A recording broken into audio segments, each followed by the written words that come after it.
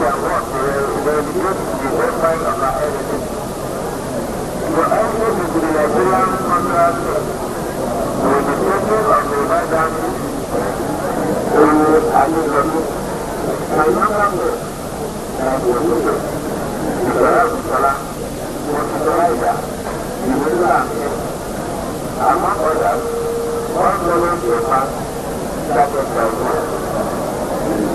You are going to do and your going forward to entertain, educate, and put ourselves and country on the map of the world of the other half. The general field and town are the sources of inspiration and moral development among our society.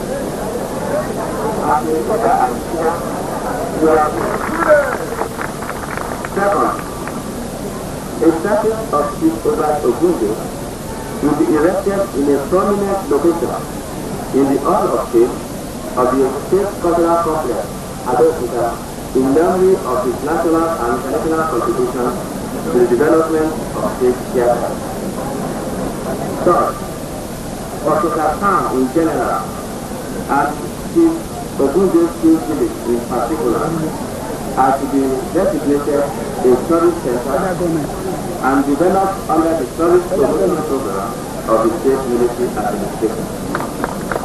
State of cultural entertainment. This a special up-to-date and comprehensive publication on Hubert Ogunde's work and art will be published by the state military administration last. All those motions are a mere token of our appreciation of your immeasurability in humanity. We are determined to build on strong foundations we have laid in the field of cultural entertainment. We must not lend in our efforts to maintain the same position and here I say, going to Capacity.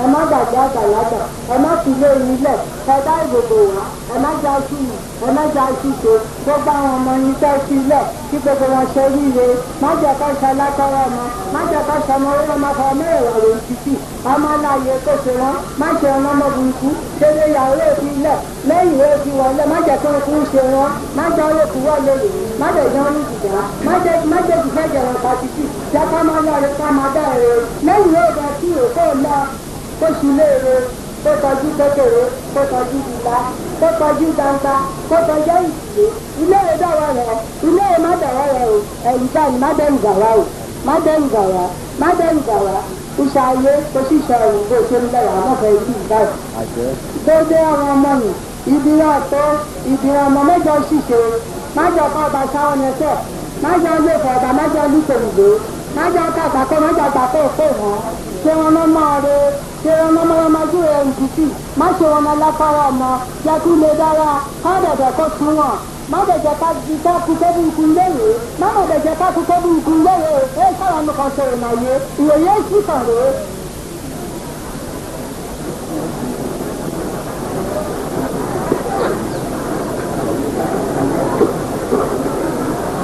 Friends and Torah, as we continue with our program, we feel this same chant again, just for us.